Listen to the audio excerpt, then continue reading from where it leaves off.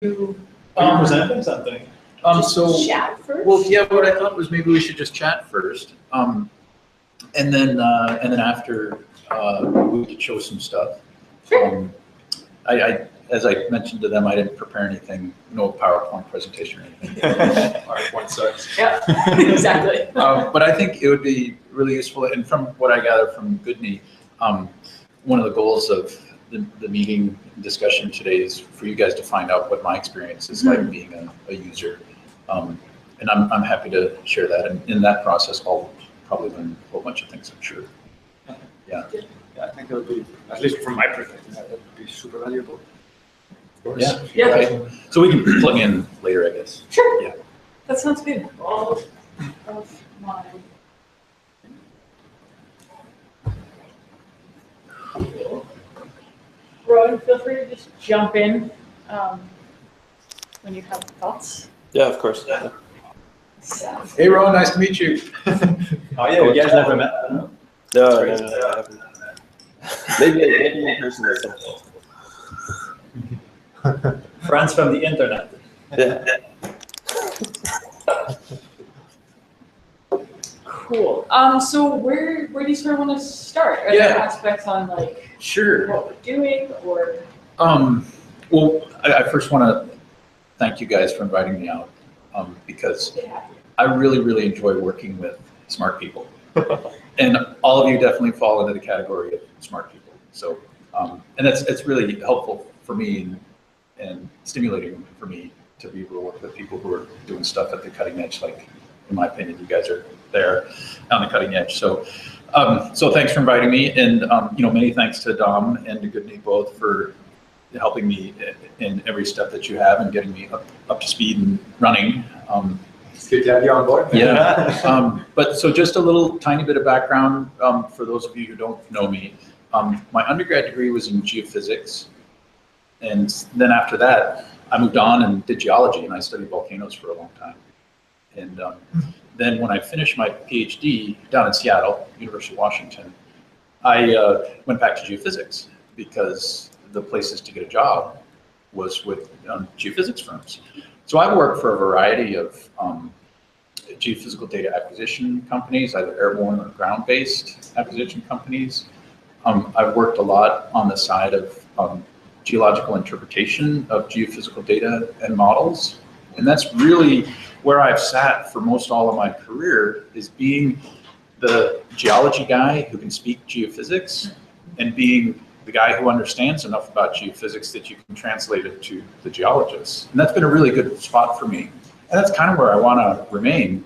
And that's why, obviously, I really enjoy working with a lot of smart people like you, because I don't have the background or the skill set to do all of the programming and hardcore inversion that you guys do. But I want to grab that and build on that, and then transfer it over to the geologists so that we can get some real geologic meaning that we can constrain really well using the most cutting edge geophysics. So that's kind of where I'm at. And hi, I'm Jeff. Nice to meet you. Hey, nice to meet you. So we are in the place. That's all right. That's all right. And so I guess to polish off my background, as Dom knows, I worked for 4 years at Mira Geoscience, and so was involved with a whole array of projects that used a whole bunch of different types of geophysics and 3D, 1D, 2D, or 3D inversion modeling of all those different types of geophysics, and then try to get a geologic interpretation out of it. So I'm familiar with, to a certain extent, with the UBC codes, but now I'm on the geothermal energy side of things, doing the same exact thing: geology, geophysics, 3D modeling, and visualization, but mainly for the geothermal energy resources. And that's what I want to use SimPEG for, is to assist with rigorous, evidence-based 3D exploration for geothermal energy resources. And it's particularly challenging to do geothermal exploration because unlike in the oil and gas industry, seismic works awesome for oil and gas. Seismic doesn't work awesome for geothermal because a lot of times you're working in hard rock environments, rather than sedimentary basins. And in my opinion, geothermal exploration is more difficult than mineral exploration because you don't have these incredibly whopping physical property contrasts, like some crazy dense VMS or some super magnetic something else.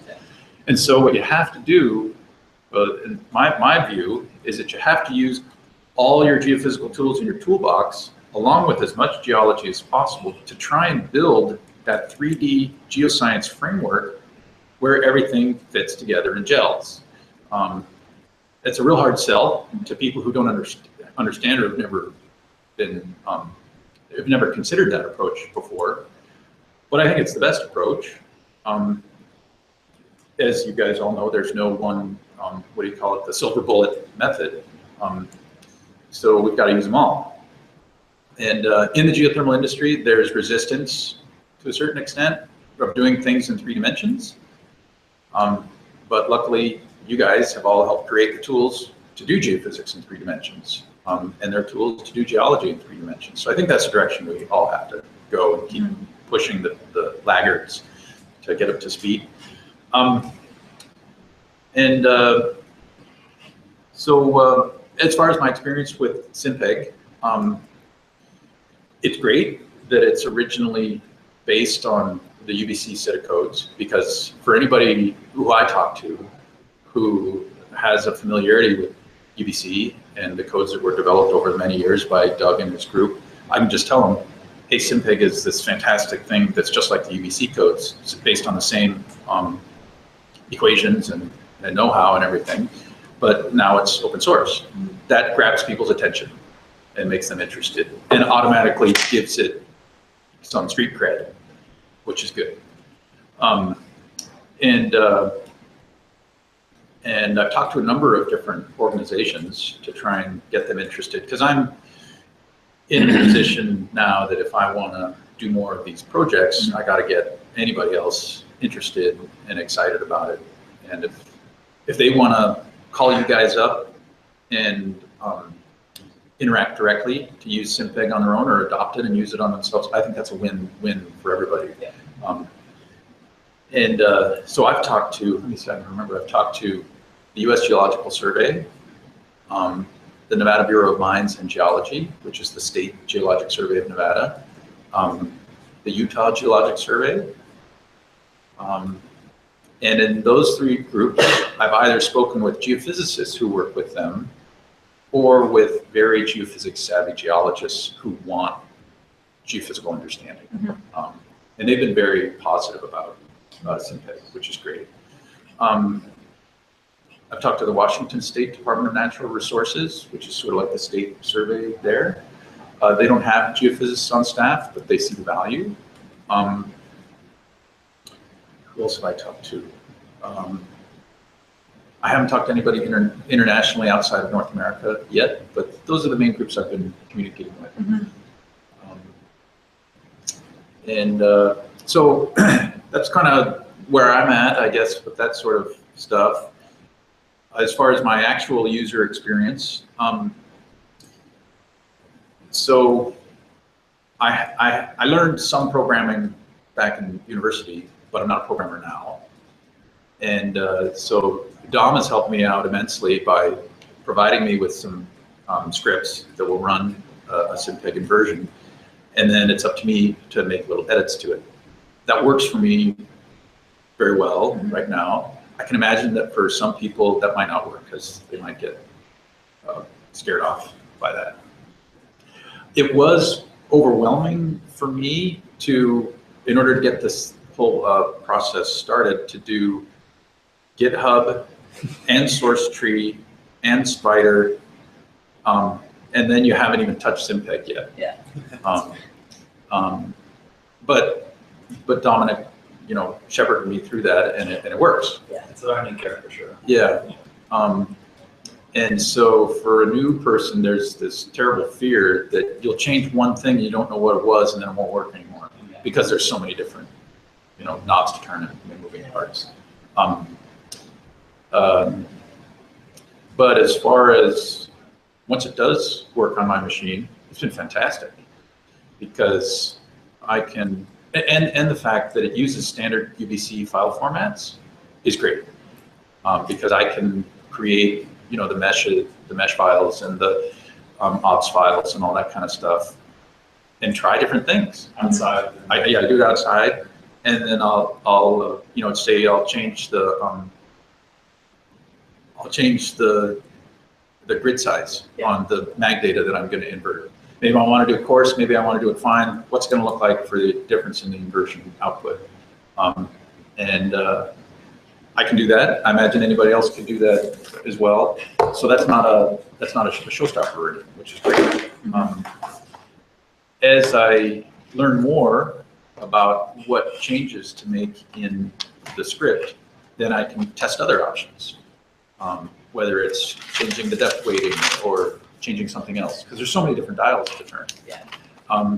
But having a grocery list, I guess, of what are the knobs that I can turn, and where do I look in order to go to the right spot in order to change those knobs, and then also what numbers do you put in order to change the knobs to the degree that you want. Yeah. That's still a mystery for me, simply because I haven't had enough time to commit to that, but also because I really don't know where to go. It's very. Yeah. That's actually something. That's actually a mystery for us too. That's research too. No, but I mean, all the switches. And Yeah, I mean, we know Yeah. where they are, but And it's they're how do we- hidden under the layer. Yeah. And inside the functions. That's something that I've been trying to work on with my personal research repository. Just like playing around with a few ideas of how to actually wrap SimPEG so that I can basically, because the way I like to work is working with the Jupyter notebook to set things up, because then I can look at my mesh and look at all of the pieces and then kick it over to the cluster to run a forward simulation or inversion, and then get my results back and just reload it all. And so I think that there's some ideas in the way we've set up simulations I can show you quickly, because I'd be curious to get. Sorry, am I crazy? So the interaction to UPC files, that's something you wrote there for the Max code specifically, or? Yeah. Every time I touch a piece like DC or grab or Mang, I always write the IOs because I want to read it. Yeah. Right up. You have old files? Yeah. No, I mean, that's super interesting. I guess the gateway into kind of what is the gateway into SimPEG, and so it'd be different for people that are used to different codes. Yeah. I find that I've been working with the menu of A, and they're used to the watershed code. It's formulated uses different coordinate systems. So it's something that is good for everybody to have to go through, but you don't really have to want to go through. Because it's just you do it once, and you should just be done and be able to do it again and again and again. So I agree. That's kind of something we need to think about. Yeah, is figuring out how to properly expose knobs. Because one of the things, the stuff we've done with the objective functions, I think has maybe given a few ideas in there. So we recently went in and rewrote how we formulate the inverse problem, so that you actually can go in and start thinking about doing joint inversion and those kinds of things. Oh, great, yeah. So you can play with those knobs, but I think in that there's also a lot of things that came to the surface in terms of how do we expose knobs in a way that makes sense. Yeah.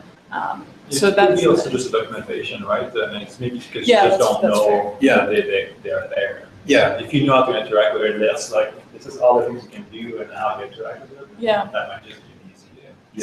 Yeah. Or having that grocery list, even if Yeah. I read the documentation and I don't understand it, then at least I know that thing exists. Yeah. It can be turned, and then I can ask for help. Yeah. I find that I've gotten the question several times now in the last couple of weeks. Where's the manual? Yeah. Where's the manual to code? Yeah. Because that's just how certain people interact. And I was maybe it would just be a good idea to compile into a manual at some point with stable releases at least. Yeah. or like set it up in kind of more of a, have a manual page or something. I don't know. I'm actually just thinking a lot about it now. Yeah, well, I mean, I think in a lot of ways, like formalizing a bit of how we like state the problem, things that we're saving. One of the things that I found in setting up something like this, so this is actually like all that I use to run a forward simulation and this repo is kind of chaotic because it is my research repo, but trying to basically state where my different assumptions are, because that's really what exposing knobs means, is like where are all of the assumptions in the code. So in this case, like, not exactly great name, but these are my casing parameters. I'm doing a lot with electromagnetics and steel casing. So I've just created basically a way to set up, like, here are all my parameters that describe a pretty standard model of a cased well in a layered space. Okay. Based on that, then building a mesh, and then whatever kind of source I want to use, and then the outputs you want to save. And so I think that there's some interesting things in perhaps trying to move stating both the forward and the inverse problem in terms of sets of parameters, and basically being able to write out, like, what is the file that states all of the parameters that I need to run an inversion. Like, what is my grocery list for the inversion? Yeah. Because if we can actually standardize that a bit and write that out so that it can be saved and recreated and all of those kinds of things, I think that that not only helps us run more reproducible things, it actually helps clarify where the assumptions are in the problem.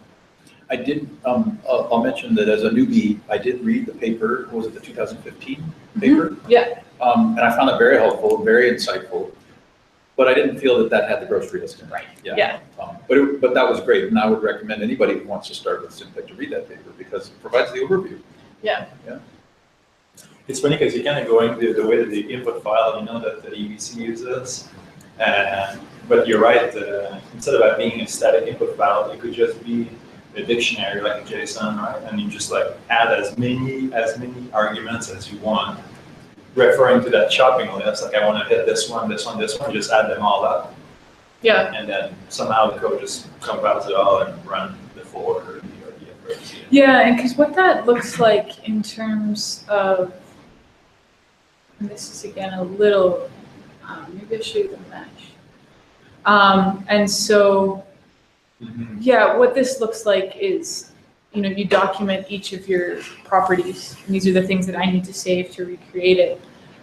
So my cell sizes, all that kind of stuff. And then we can actually, like, here's all of the instructions that I need to create a mesh. And then I can just go and basically take those and build the mesh. And if you don't provide them, then it's just default value. Yeah, there's defaults, or and this is something that too you can be very careful in setting up your own workspace and environment. Is, do you actually want this thing to have a default or not? Because in some cases, like, you shouldn't, and that should be something that the user needs to think about. Yeah. But in some cases, like, sure, it makes sense to have a default, like a number of padding cells or something like that. You can have those kinds of defaults in there. Yeah, so, like, I think actually looking towards something like this is a way to build a laundry list. Because then it's also all completely documented, like, automatically, which is quite nice. So that probably gives you all the glossary. Yeah, so I can show you what that actually looks like.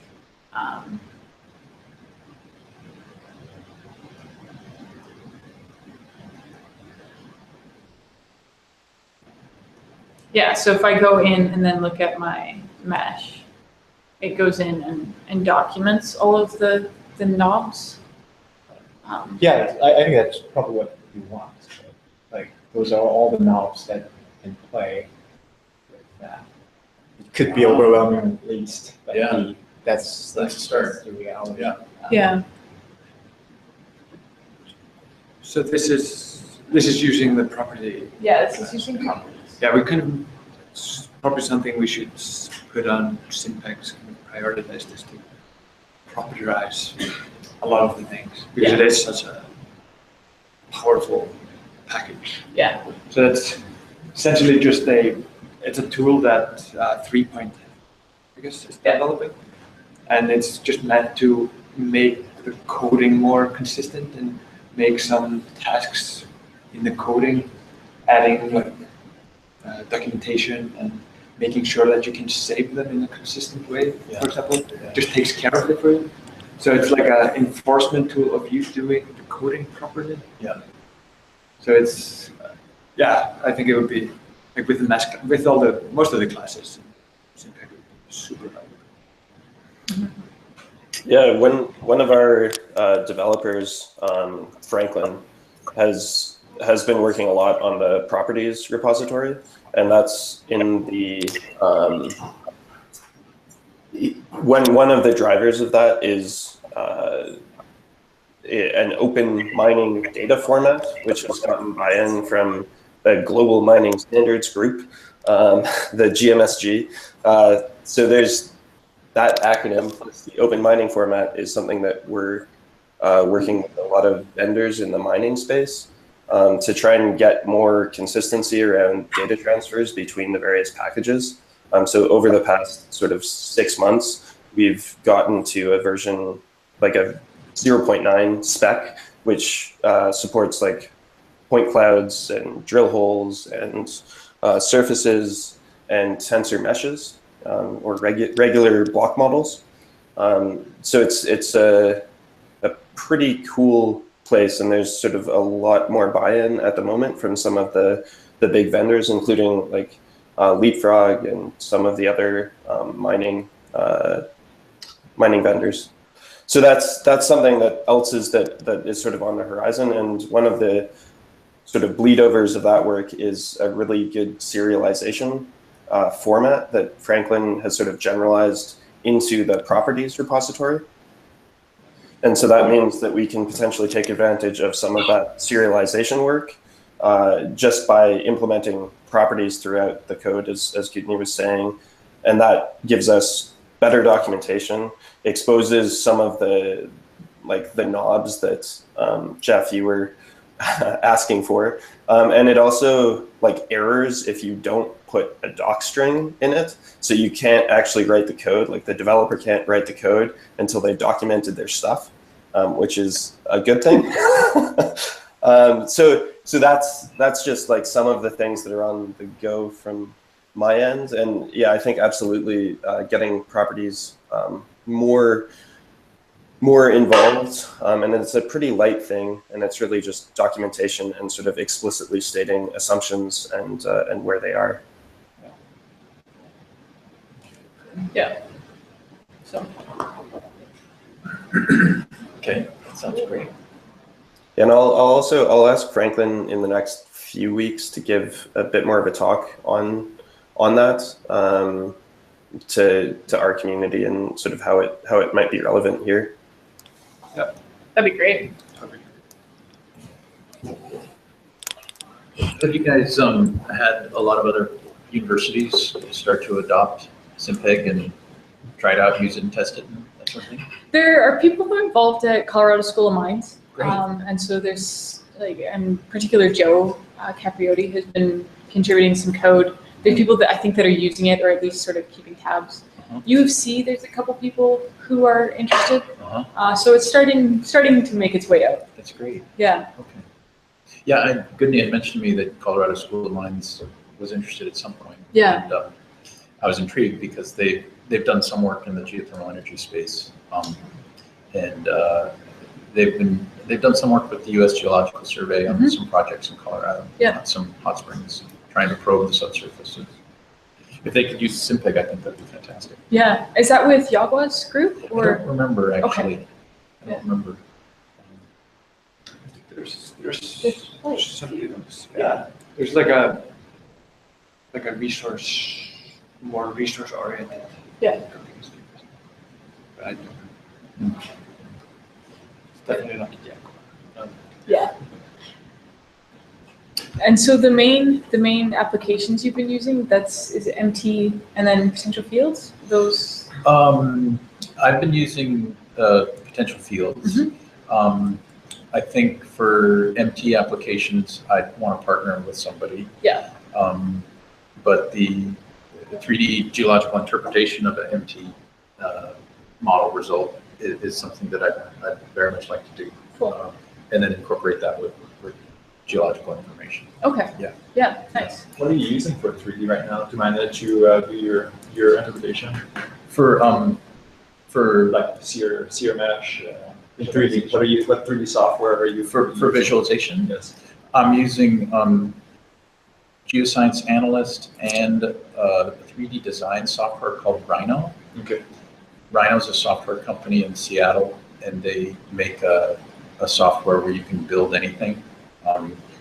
It's used for jewelry making, boat building, Oh, really? Oh, wow. anything. Okay. Yeah.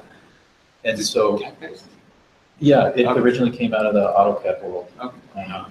So I use Geoscience Analyst because it's so easy to load geoscience data sets. All the file formats are pretty much there in Geoscience Analyst, but you can't build anything.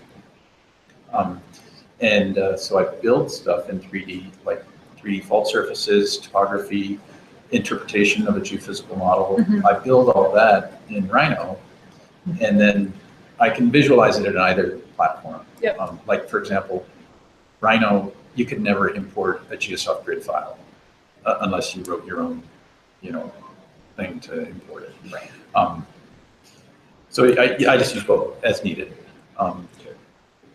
And Rhino is incredibly low cost. For a university license, it's $200 forever. Oh, wow. Yeah. Yeah, and for a non-university, it's $1,000 forever. Okay. You never pay any maintenance fees or anything. Yeah. So that's very attractive. And then I've been talking to some people about Blender. It's an open source, free 3D design software. They use it in the film industry. And I haven't used it, but my understanding is you can build anything in it. What I've seen that's great about these 3D design software is your screen's divided up into 4. One is the perspective view. Yep. And then you have the top down, the right side, and the left side. Okay. So you always know exactly where you are in 3D space. Because if you just have one view of the perspective view, Oh, okay. it's hard to know where you are because there's no depth to it yet. Oh, that's cool. So that's really helpful when you want to build something precisely. Yeah. And so that's what I've been using. And there's hundreds of thousands of users of Rhino software. So you can Google Rhino, my question. And somebody's figured it out. Somebody's figured it out. It's amazing. Yeah. Yeah. Yeah. So I've been really happy with that so far. I'm certainly not an expert user of it, but I took a chance in getting the software. And so far I have not run into a showstopper yet, which I'm really happy about. Oh, nice. Yeah. That sounds pretty good. Yeah. And the company, a big, I think they're a geoscience consulting firm, Itasca. You guys ever heard of Itasca? They do all kinds of stuff from open pit mine modeling and slope stability studies, like, the finite element slope stability type of stuff. And they do underground mine modeling. And what do you know, but they use Rhino to do that. So there's proven usage of this 3D design software in the geoscience community for geoscience. What kind of format? Like, what's the, let's say, generative model? Like, what's the format that we use? Like, It's just a format, I think they call it just 3DM or something like that. It's their own file format. But you can export, DXF files. So that we can import that in the Geoscience Analyst? Yeah, Is it? exactly. Okay, analyst. Yeah. Yeah. Yeah.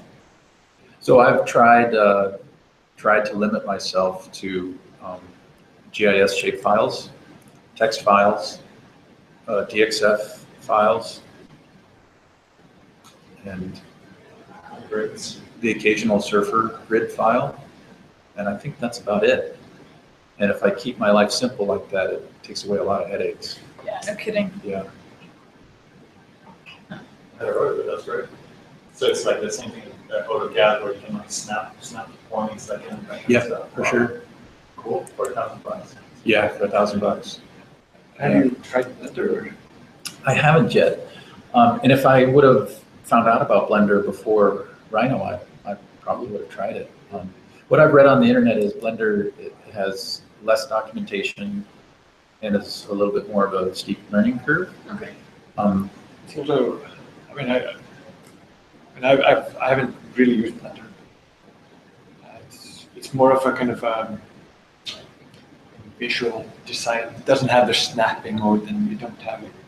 Like, it's kind of, I guess Rhino is kind of versus AutoCAD, but Blender is kind of more against Maya, which is also a AutoCAD company. Okay. Okay. Which is usually used for visual effects. Yeah. I know this because my wife does this. Okay. She's like an animator. Yeah. So it's more for animation.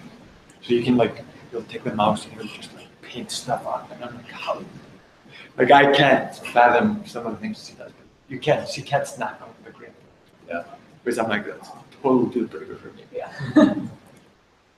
One of the things about Rhino and its 3D visualization of geoscience stuff is that it's really for generating surfaces. Okay. And what I've done to try and have it visualize block models is first we imported a standard UVC block model, and we wrote a little script to do this, but manually built 196,000 six-sided cubes and colored the surfaces of those 196,000 cubes. It was really heavy. Yeah. Really? But it worked. Yeah. And they have a slicer tool, and so you can kind of Okay. slice it and pan through and look at it and stuff. But what we're doing now is we're just importing it as a point cloud, and then you color the points. And then in the new version of Rhino, you can actually create those points either as spheres, which would be fine, but you can also create them as cubes, which act as a point rather than a six-sided surface. Yeah. So it's a lot lighter and it's great. So I think it'll be fine for visualizing 3D block models. Yeah. Yep. So that's what I'm using, and so far I'm really happy with it. Got slow. Yeah, man, absolutely. Another thing I'll share is that starting in the summer, I'm involved in a U.S. Department of Energy funded project in Nevada called the FORGE project. FORGE stands for Frontier Observatory something geothermal energy, resources and geothermal energy maybe. Okay. But anyway, I'm planning on using SimPEG. The goal is to model gravity data that they're going to collect this summer. Essentially, the geology out in this portion of central Nevada is a 3-layer of superficial sediments, and then tertiary volcanic rocks, and then crystalline basement rocks. And the idea is to better understand what the structure, faulting, and stratigraphy variations are in a, it's probably like, I don't know, 5 by 5 kilometer area. And they've got 3 kilometer deep wells in this area, so we'll have some downhole geologic constraints. We're going to collect density data from rock types in the surrounding mountain ranges that we believe are the similar lithologies to what we find underground. Yep. So we'll hopefully constrain the density, at least in a relatively good sense. There's going to be seismic lines. So we'll use the interpreted seismic lines to try and find some horizons and create some initial starting surfaces so that the inversion modeling will start with a geologic framework which is close to reality.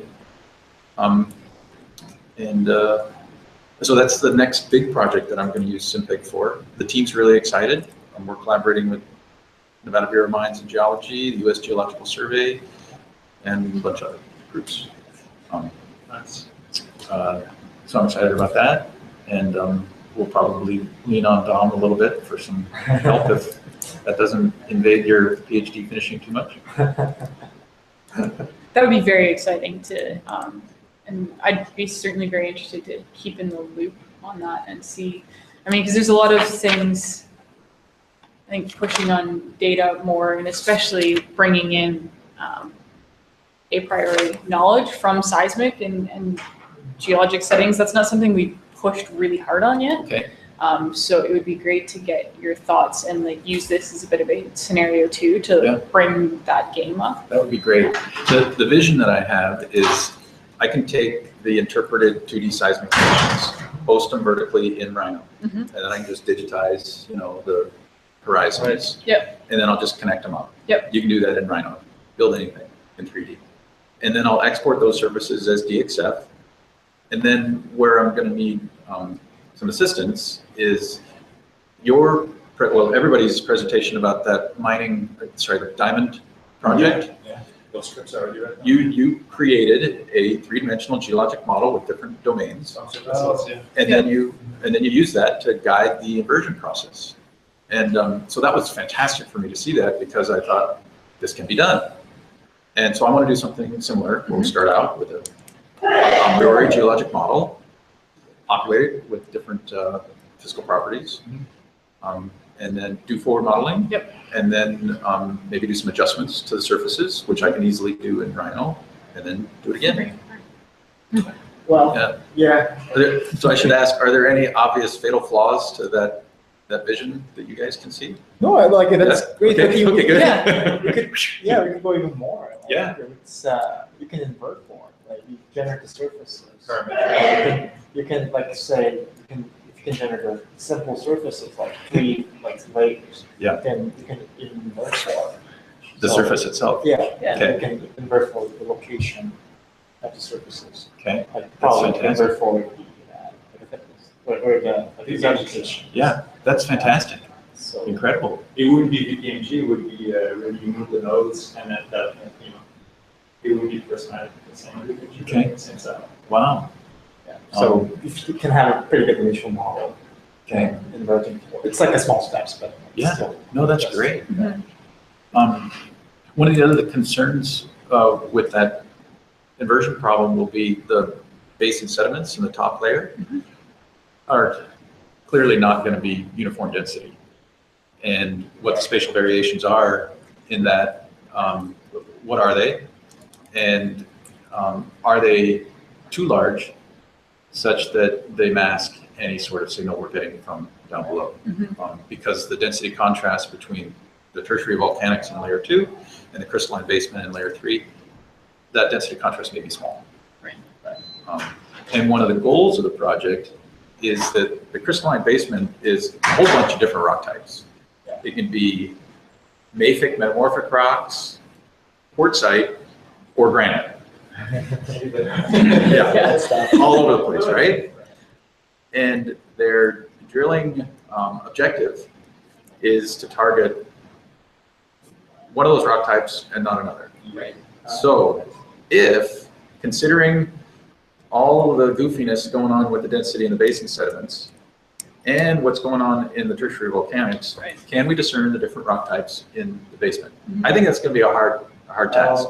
It may not be possible, but Do you have a good sense of the range of physical properties within each of those units, like the expected ranges? we would hope to get that Okay. with density measurements that'll take place this summer. Okay. Cool. Yeah. And how deep is the basement? It's about A couple kilometers. Yeah. Are they planning on doing any other geophysics, or are they walking the course? Are they core drilling? Has the well been drilled? Drilling's already complete. Okay. And so there's cuttings, there may be some core, I'm not too sure, mostly cuttings. So they have some property analysis of the cuttings, do you know? Or did it? I'm not sure. Yeah. Because that would be interesting too, in terms of if they are not doing other geophysics, it would be kind of interesting. Okay, we could do this with. I mean, I'm thinking MT. That's where my brain goes all the time. Yeah. I mean, we've kind of talked about it, tying Yeah. kind of multi geophysics or tie them a little bit more together. Yeah. If there is any sort of a relation. Yeah. Yeah. Is it a geothermal system per se that they are Yeah. targeting? or Yeah. The Forge project is focused on geothermal energy. Do they expect there to be alteration, things like that, or does that? There's certainly a lot of alteration in the rocks in that area. Yeah. But a lot of that alteration is likely old. Yeah. And some of it is probably recent. You mentioned like in the industry, there's a reluctance using 3D softwares and or like a geophysics software. Like, do you have some idea like why is that? It's really curious. I think it's a generational thing, and it's really curious because one of the standard things you do in geothermal energy development is you create a three-dimensional heat and fluid flow model. So you got all your wells, Right, and water's going to be flowing between all the wells as you pump cold water down and suck hot water out. And you want to be able to predict what the temperature decline is in that reservoir as you pump all the water and everything.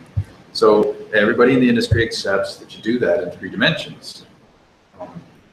And with time, they've also accepted to a certain degree that you should really do your MT modeling in 3 dimensions. But for some reason, it completely falls flat when you tell people, hey, you can do mag and gravity in 3D too. Yeah.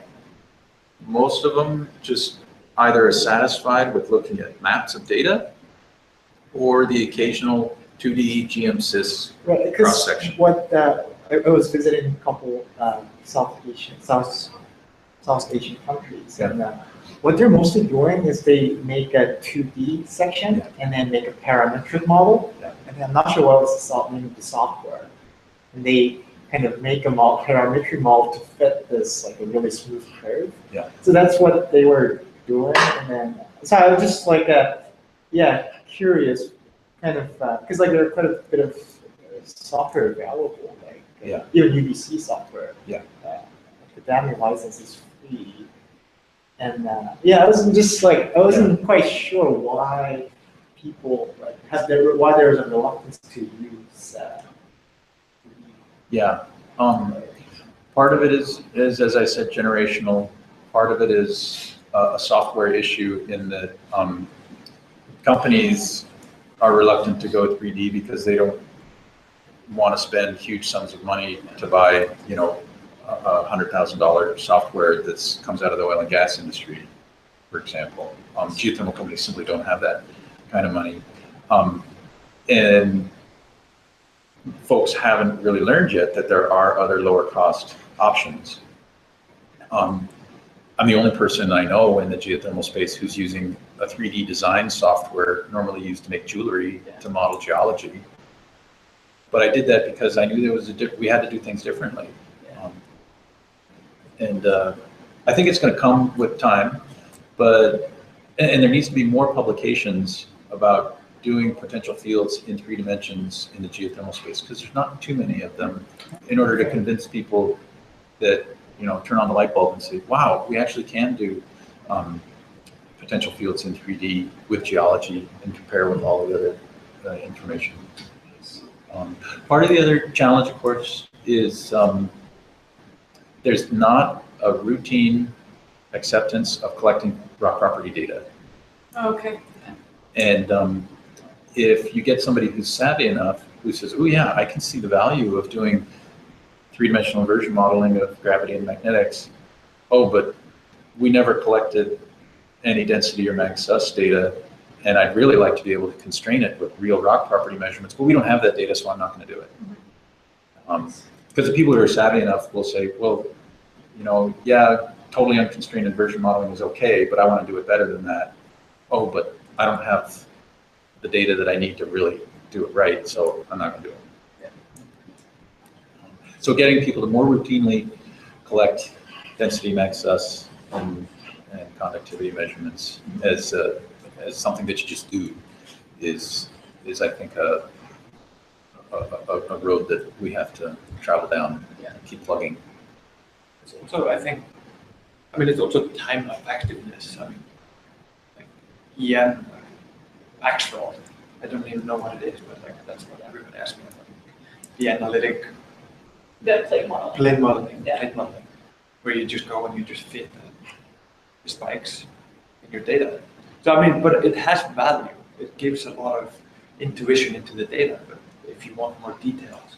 So I think that is also, because I mean, your presentation at the GRC was super interesting. In the geophysics session, and I mean, there weren't that many geophysicists, and they were kind of, but, sorry, you showed the, it was the Akutan, Alaska. yeah, and you Yeah. just showed the potential, the equivalent source immersion, which is just like one layer. But just when you made the point that you can now go from milligauss that nobody understands what it is to densities. Yeah. It just like, just the energy in the room just like changed. People are just like, oh, okay, like they just saw the value. Speaking the right language. Yeah, because they Yeah. were primarily geologists Yeah. in the room.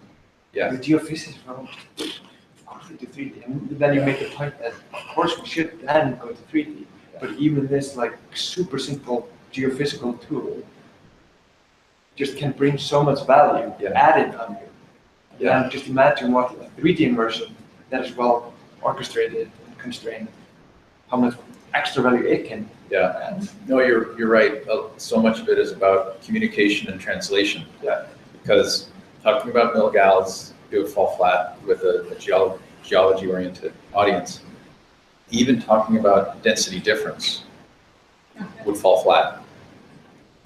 And somehow I came to the conclusion I have to talk about density in order for it to really communicate with the geology audience so that they say, oh, well, yeah, 2.6, that's probably around granite. 2.2, yeah, that's shale. Yeah. So that they can immediately think in terms of rocks. And I think that's how I really got through to them, is to make it as close to rocks as possible. Yeah. So you're converting from density contrast to density values when you're presenting it to the audience. Yeah, that's right. I chose a certain terrain-corrected gravity data set that had a specific reference density. In the inversion, got the density difference, and then just added back in the reference density, and said, "Okay, guys, this is density." Yeah. But it's just so interesting because I mean, I wouldn't think about that. Yeah, It's well, same for me. Like, I can't talk about conductivity as a model. I have to talk about resistivity. Okay. Like if I say conductivity, I mean, even I don't always understand what I'm talking about. Like because I'm just so used to talking about resistivity. But I always inverse conductivity and make all my models as conductivity. Right. And like, The numbers don't add up. and I always talk about frequencies above and periods below. Okay. Yeah. Like in the same sentence, I say like, I go from 100 hertz down to 100 seconds.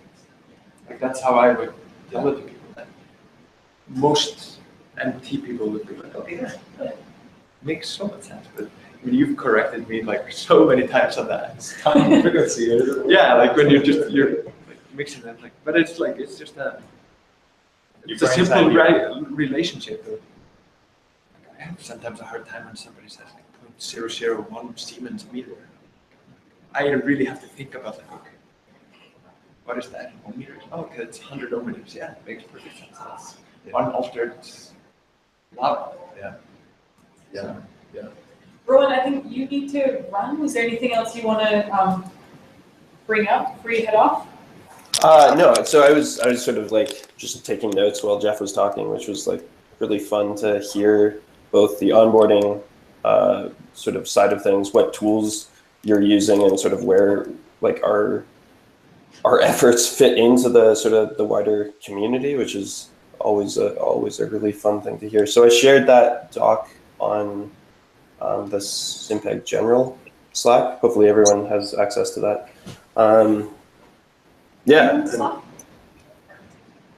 Yeah, so that should be cool. And I think one of the other things that this is pushing on is our documentations and examples and sort of documenting all of the various knobs, which we know, but is always good to sort of get another poke. Especially if you poke other people, like Dom. No. Cool. All right, I gotta go. It was really nice to meet you over Hangouts. So I'll Great, talk to yeah. you soon. Okay. Cool. See you around. Cheers. Bye-bye. Yeah, I still enjoy continue chatting if you've got some time. I probably will have to run soon. Okay. That's okay. I could show you real briefly the Mount Baker model. That'd be awesome. Okay. I'll stop this. Okay, great. now.